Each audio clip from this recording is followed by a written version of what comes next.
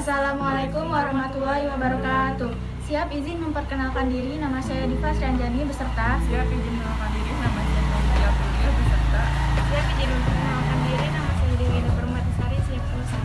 Kami dari kelas 12 MIPA 1. Di sini kami akan membahas materi tentang revolusi hijau. Berikut videonya. Revolusi hijau. Revolusi hijau adalah pengembangan teknologi pertanian untuk meningkatkan produksi tanaman pangan, terutama tanaman serealia atau bahan makanan pokok seperti padi, jagung, kentang, gandum, dan lain-lain. Metode yang ditempuh revolusi hijau dapat berupa memperkenalkan tanaman baru, pupuk, peningkatan irigasi, perlindungan tanaman dari serangan hama, pengenalan varietas tanaman jenis unggul. Ciri-ciri revolusi hijau. Pertama, tumbuhan yang ditanam khusus. Kedua, menggunakan bibit unggul. Ketiga, pengelolaan tanaman yang maju. Keempat, penggunaan teknologi modern. Latar belakang revolusi hijau. Pertama, pertambahan penduduk yang pesat. Kedua, lahan pertanian yang sempit. Ketiga, kebutuhan pangan yang meningkat akibat pertambahan penduduk yang cepat. Keempat, mengupayakan penambahan hasil produksi pertanian untuk mengimbangi jumlah penduduk yang pesat tersebut. Kelima, kerusakan lahan pertanian akibat ulah manusia seperti perang dan penebangan liar. Penelitian revolusi hijau. Pelaksanaan penelitian ilmiah disponsori oleh Ford and Rockefeller Foundation di dua pusat penelitian dunia, yaitu pertama, International Maize and Wheat Improvement Center di Meksiko. Penelitian ini dilakukan oleh Norman E. Borlaug.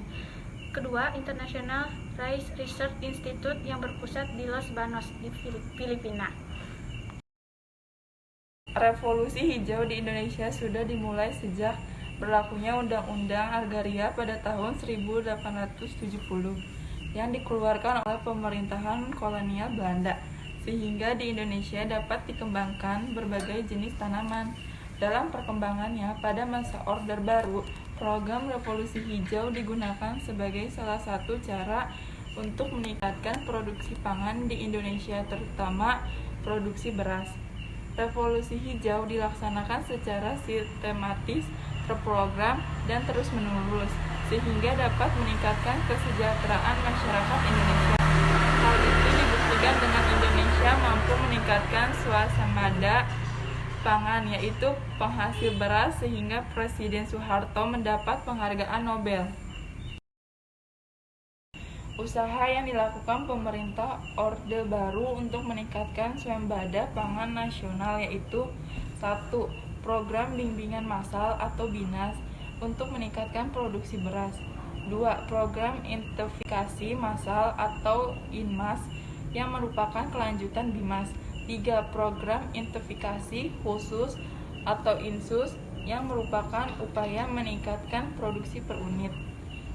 4. Sabta usaha tani yang meliputi 1. Pengelolaan tanah secara intensif. 2. Penggunaan varietas unggul. 3. Pengairan. 4. Pemupukan. 5. Pemberantasan hama. 6. Pengaturan populasi jarak tanam. 7. Pengolahan pasca panen. Untuk meningkatkan produksi pangan dan pertanian umum dilakukan 5 usaha pokok, yaitu 1. Intensifikasi pertanian. 2. Ekstensifikasi pertanian. 3. Diversifikasi. 4. Rehabilitas pertanian. 5. Mekanisasi. Dampak revolusi hijau. Dampak positif. 1. Meningkatkan produksi pertanian atau perkebunan. 2. Perkembangan industri pertanian. 3. Memenuhi kebutuhan pangan. 4. Kualitas tanaman pangan semakin meningkat. Dampak negatif. 1. Berbagai organisme penyubur tanah musnah. 2. Kesuburan tanah merosot atau tandus. 3. Tanah mengandung residu. 4. Hasil pertanian mengandung residu pestisida. 5. Keseimbangan ekosistem rusak. 6. Terjadi peledakan serangan dan jumlah hama. Perkembangan teknologi memberikan pengaruh positif bagi Indonesia, khususnya bagi peningkatan industri pangan. 1. Digunakan pupuk buatan dan zat-zat kimia untuk memberantas hama, penyakit, sehingga produksi pertanian pun meningkat.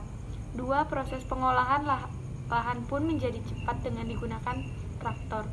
3. Proses pengolahan hasil menjadi cepat dengan adanya alat penggiling padi. Adapun dampak negatif dari perkembangan teknologi tersebut adalah: 1. Timbulnya pencemaran pada air maupun tanah akibat penggunaan pestisida, pupuk kimia yang berlebihan.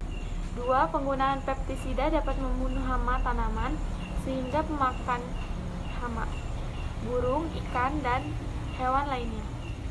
3. Adanya sistem peladangan berpindah atau penebangan pohon dalam jumlah besar yang dilakukan oleh pihak pemegang hak pengusahaan hutan guna dibuat pemukiman baru, menyebabkan kerusakan lingkungan khususnya pada ekosistem tanah. 4. Semakin sempit lahan pertanian karena diubah menjadi wilayah pemukiman dan industri. Sekian dari kami, kurang lebihnya mohon maaf. Wabillahi taufiq wal hidayah. Wassalamualaikum warahmatullahi wabarakatuh.